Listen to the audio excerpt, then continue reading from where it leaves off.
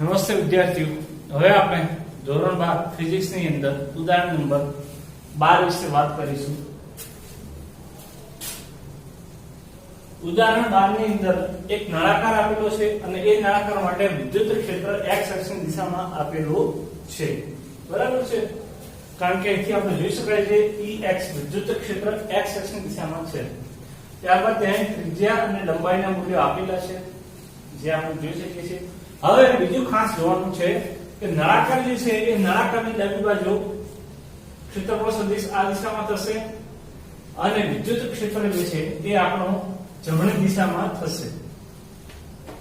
તેવી જ રીતે નળાકાર જે છે એની ગોળ સપાટી છે એના માટે ક્ષેત્રફળ સદિશ જમણી બાજુ થશે અને વિદ્યુત ક્ષેત્ર બંને એક જ દિશામાં મળશે.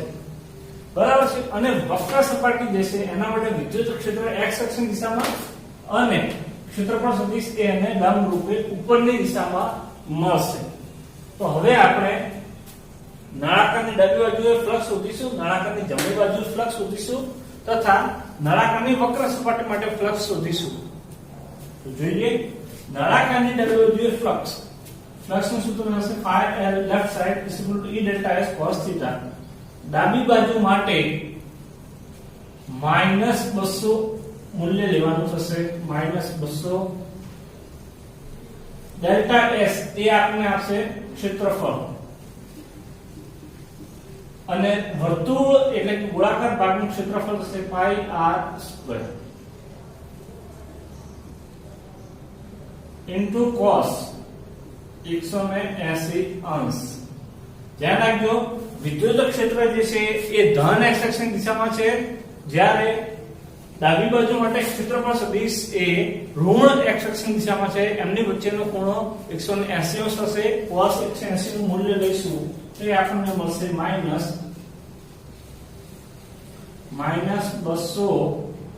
pi r² into -1 અને બરાબર phi l = 200 pi r². સમીકરણ નંબર 1.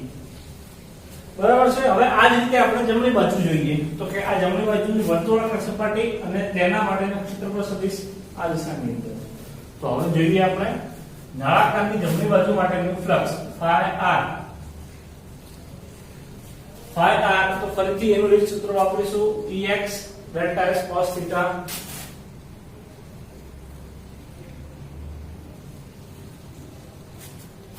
Ex નું મૂલ્ય જમણી બાજુ માટે x > 0 તો 200 ન્યૂટન પ્રતિ કુલમ લેવાનું થશે. મૂલ્ય 200 ગુણ્યા ફરીથી ડેલ્ટા s ની કિંમત લઈશું pi r² ઇન્ટુ cos 0°. ખાસ ધ્યાન રાખજો વિદ્યુત ક્ષેત્ર એ ધન x અક્ષની દિશામાં આવેલું છે અને ક્ષેત્રફળ સદિશ એ પણ ધન x અક્ષની દિશામાં છે. તો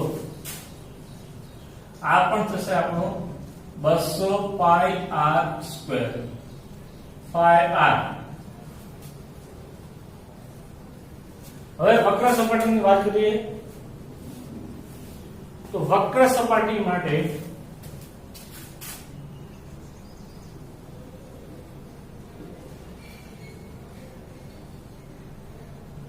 ફ્લક્સ phi બરાબર E delta s cos theta.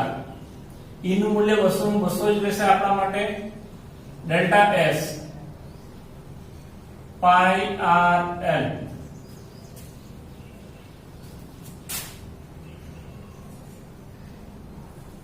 Into. હવે ખાસ ધ્યાન રાખજો અહીંયા કે આપણી પાસે વિદ્યુત ક્ષેત્ર એ x અક્ષની દિશામાં છે અને ક્ષેત્રફળ સદિશ વક્ર સપાટી માટેનો એ ઉપરની દિશામાં છે. એમની વચ્ચે 90° નો ખૂણો બનશે ઇન્ટુ cos 90 અને આ થશે આપણો 0. બરાબર છે? તો આમ આપણા માટે ફ્લક્સ જે છે એ મળશે 0.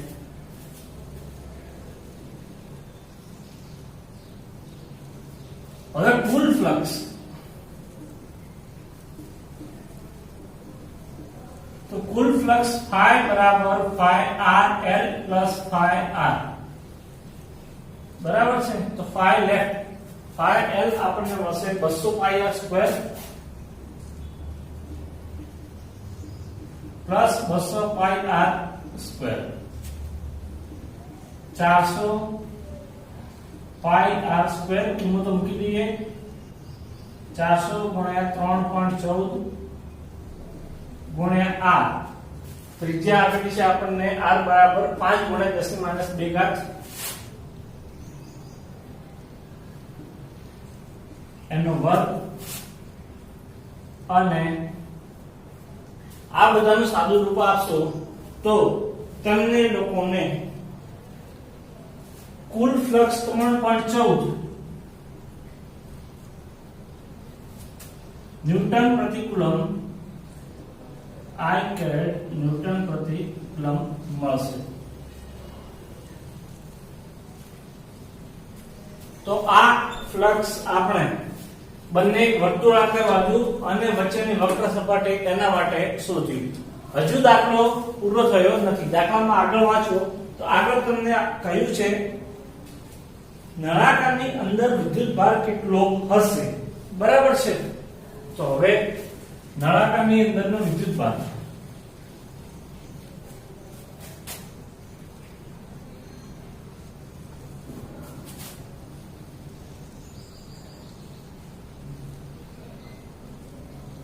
ફ્લક્સ નું બીજું ગાઉસના નિયમનું સૂત્ર છે ફ્લક્સ phi બરાબર q upon epsilon 0. તો phi into epsilon 0 બરાબર q. કિંમત મૂકી દઈએ. ફ્લક્સ કેટલું મળે છે આપણને 3.14 બરાબર છે. ફ્લક્સ જે આપણને મળે છે એ 3.14 મળે છે. એની કિંમત આપણે મૂકી દઈશું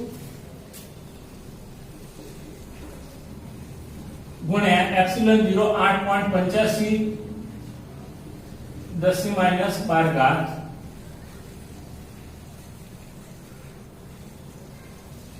તો વીજભાર Q જે છે એ વીજભાર ટોટલ આપણને ગણતરી કરશો તો 2.78 ગુણ્યા 10 ની માઈનસ 11 ઘાત કુલમ મળશે. એવું નજર નાખી લેજો.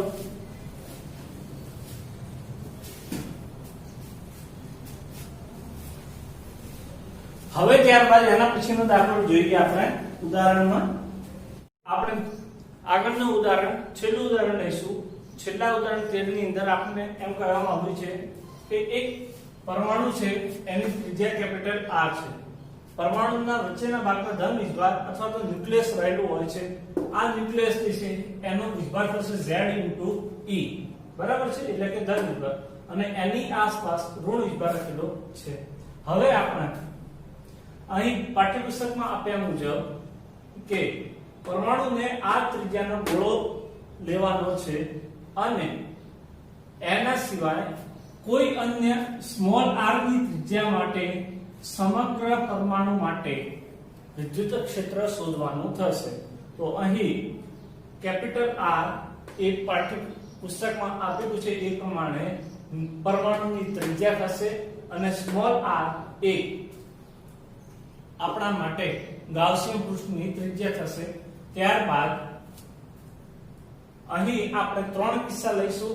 Small r less than r એટલે કે આપણું ગાઉસિયન પૃષ્ઠ જે છે એ પરમાણુની ત્રિજ્યાની અંદર રહેલું હોઈ શકે. બીજું લઈશું small r greater than capital એટલે કે આપણું ગાઉસિયન પૃષ્ઠ એ પરમાણુની બહાર પણ હોઈ શકે. અને ત્રીજો કેસ આપણે આનું જે લઈશું સ્મોલ r બરાબર કેપિટલ R. બરાબર છે. ઓકે. તો હવે અહીં આગળ આપણે વાત કરીએ કે પરમાણુને આ ત્રિજ્યાના ગોળા તરીકે લેતા પરમાણુ પરનો વીજભાર વિતરણ કે કદ વીજભાર વિતરણ આપશે. તો કદ વીજભાર વિતરણ માટેનું સૂત્ર આપણને ખબર છે ρ બરાબર કદ વીજભાર ઘનતા ρ બરાબર વીજભાર ભાગ્યા કદ. બરાબર છે. તો ρ જે છે ρ બરાબર આપણને મળશે Q upon 4/3 pi r cube. બરાબર છે. એક વસ્તુ ખાસ તમે લોકો ધ્યાન રાખજો કે અહીં q બરાબર શું લેવાનું થાય આપણે શંકા થાય તો q જે છે એ આપણા માટે કેન્દ્ર જે છે એનો ધન વિભાગ આપણે લઈશું બરાબર છે ઓકે તો હવે આગળ અહીં જે છે q ને સૂત્રને કરતા બનાવીશું તો ρ ઇન્ટુ q બરાબર 4/3 pi r cube into rho બરાબર છે એક બીજી વસ્તુ ખાસ ધ્યાન રાખજો કે સોરી કેપિટલ R છે આ કેપિટલ R વડે ઘેરાયેલો વિભાગ જે છે એ ઋણ આવશે અને આ q જે છે એ આપણે જોઈશું આપણે ન્યુક્લિયસ નો વિભાગ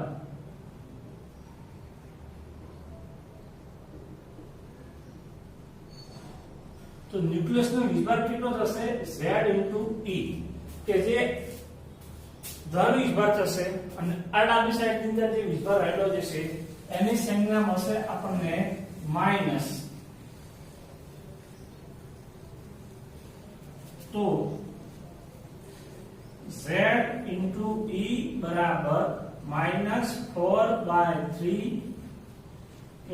pi કેપિટલ R ઘન ઇન્ટુ રો બરાબર છે આપણે શું કર્યું ધ્યાનથી જોજો સૌપ્રથમ જે છે કદ વિભાગ વિતરણ એમાંથી q વિભાગ જે છે એ મૂકી દીધો હવે q વિભાગ આપણને બે રીતે મળશે એક અંદરના ભાગમાં રહેલો ધન વિભાગ જે z e તરીકે લેવાનો છે ત્યારબાદ બહારનો વિભાગ કે જે ઇલેક્ટ્રોન રહેલા છે તો ઇલેક્ટ્રોનના કારણે આપણે લઈશું માઈનસ અને અહીં આપણે રો જે છે એને સૂત્રણ કરતા બનાવીશું તો રો ની સૂત્રણ કરતા બનાવીશું તો આપણને છેલ્લે આવી રીતે મળશે therefore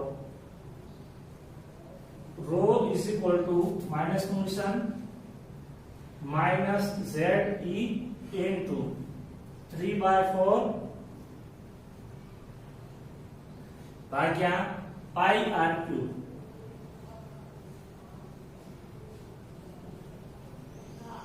આમ આપણને સમીકરણ નંબર A ઉપરથી રો ની કિંમત મળી હવે રો ની કિંમત મળી ગઈ છે તો રો ની કિંમતનો ઉપયોગ હવે આપણે આગળ કરીશું હવે પ્રથમ શરત મુજબ કે r less than capital R માટે વિદ્યુત ક્ષેત્ર બરાબર છે તો ધ્યાન રાખજો કે શરતની અંદર ગાઉસિયન પૃષ્ઠની ત્રિજ્યા જે લખી નાખીએ જ્યાં કેપિટલ R પરમાણુની ત્રિજ્યા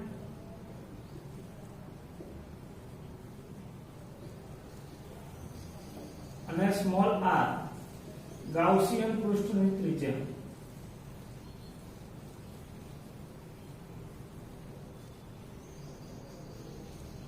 બરાબર છે તો પ્રથમ કિસ્સાની અંદર ગાઉસિયન પૃષ્ઠની ત્રિજ્યા છે એ પરમાણુની ત્રિજ્યા કરતા નાની છે એટલે કે ગાઉસિયન પૃષ્ઠ જે છે એ પરમાણુની અંદર આવેલું છે જે આપણે આકૃતિ પરથી જોઈ શકીએ છીએ તો હવે આ ગાઉસિયન પૃષ્ઠ માટે કેટલો વિદ્યુત ભાર ગણાવો તો ગાઉસિયન પૃષ્ઠની અંદર કયો વિદ્યુત ભાર આવશે તો ધ્યાન આપજો ગાઉસિયન પૃષ્ઠની અંદર Ze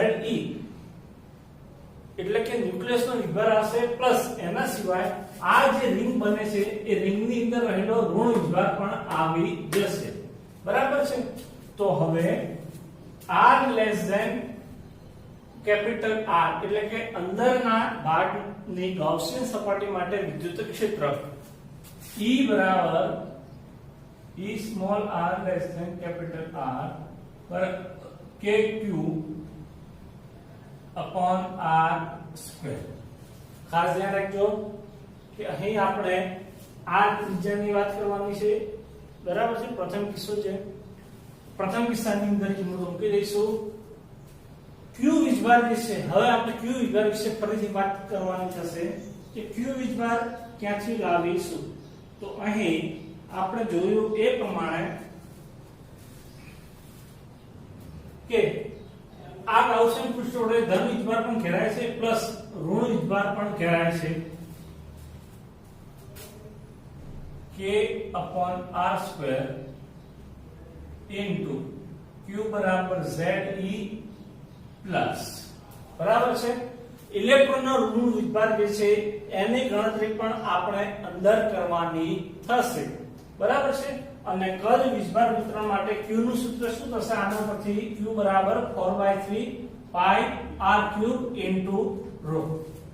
આ સૂત્ર જે છે આના પરથી આપણે q ને સૂત્ર કરતા બનાવીશું તો q બરાબર 4/3 પાઈ R³ * ρ। q ની આ જે કિંમત મળે છે એ કિંમત આપણે ત્યાં મૂકી દઈશું 4/3 પાઈ R³ * ρ। આ મળ્યો કુલ વિભાગ એટલે કે ન્યુક્લિયસ વત્તા ગાઉસિયન પૃષ્ઠ બંનેનો કુલ વિભાગ। હવે આપણે જાણીએ છીએ કે ρ જે છે એની કિંમત અહીંયા મૂકવી પડશે તો k/r²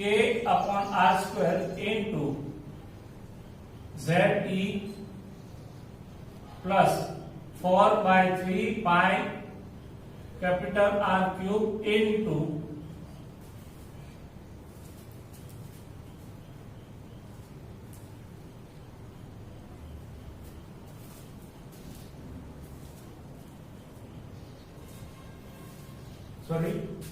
આવશે આપણો સ્મોલ r કે જે આપણે ગૌસની સપાટી માટે લીધું છે ઇન્ટુ ρ। તો ρ જે છે એની કિંમત હવે આપણે અહીંથી લઈ લઈશું। ρ ની કિંમત થશે -ZE into -ZE upon pi R³ pi R³ into 3/4 બરાબર છે। ઓકે k/r² into ZE આ માઈનસ આવશે -4 4 3 3 કેન્સલ થઈ જશે પાઈ પાઈ કેન્સલ થઈ જશે વધશે ZE into સ્મોલ r³ ભાગ્યા કેપિટલ R³ બરાબર છે। ગાઉસિયન પૃષ્ઠ છે ગાઉસિયન પૃષ્ઠ માટે ત્રિજ્યા આપણે સ્મોલ r। તો હવે આના પરથી કોમન નીકાળ કે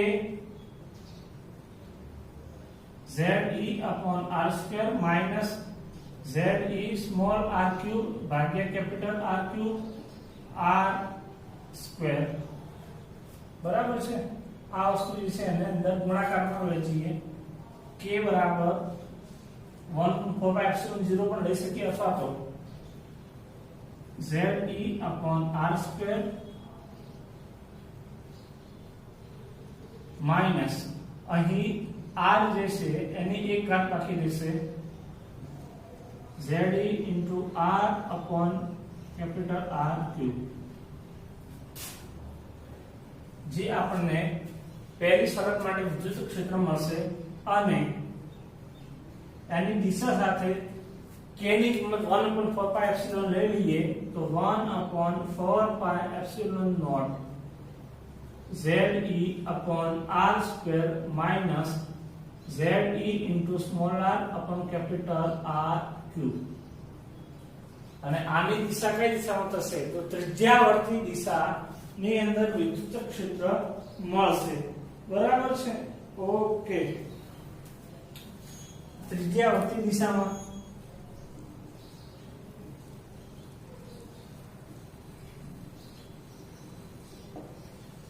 હવે ત્યારબાદ આપણે જોઈએ ભાગ નંબર 2। બીજા માટે શરત આપેલી છે r greater than capital R તો એના માટે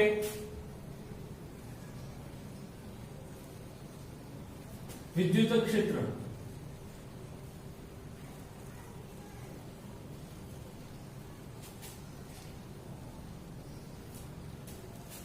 તો હવે બીજા ઓપ્શન માટે ગાઉસિયન પૃષ્ઠની ત્રિજ્યા જે છે એ ન્યુક્લિયસની ત્રિજ્યા કરતા મોટી લઈશું તો ધ્યાન રાખજો ધારો કે આપણે આ રીતે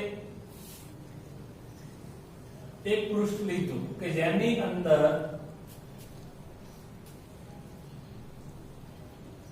સ્મોલ r બરોબર તો આના માટે એકદમ સિમ્પલ થશે r greater than capital R માટે ગાઉસિયન પૃષ્ઠ વડે ઘેરાતો કુલ વીજભાર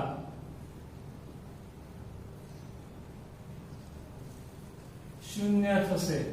શા માટે? તો હવે ધ્યાન રાખજો કે બીજા નંબરની અંદર ગાઉસિયન પૃષ્ઠની ત્રિજ્યા જે છે પરમાણુની ત્રિજ્યા કરતા મોટી છે, એટલે કે ન્યુક્લિયસ ની અંદર ધન વીજભાર અને એની બહારનો ઋણ વીજભાર એ બંનેનો વીજભાર થશે તટસ્થ. બરોબર? કારણ કે આ પૃષ્ઠમાં ન્યુક્લિયસ અને તેની બહાર નો ઋણ વીજભાર સરખા પ્રમાણમાં છે અને પરમાણુ વિદ્યુતની દ્રષ્ટિએ કેવું હોય છે? હંમેશા તટસ્થ.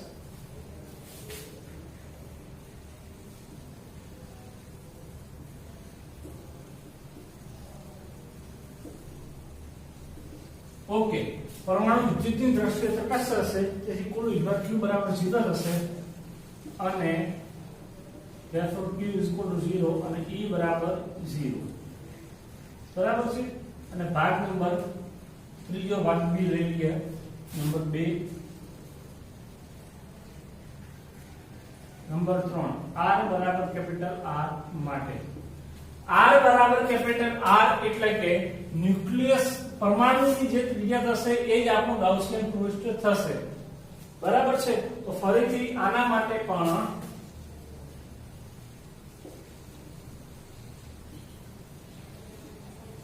ગાઉસિયન સપાટી વડે ઘેરાતો કુલ વીજભાર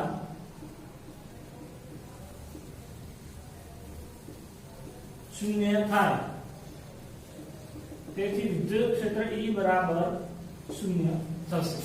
બરાબર છે?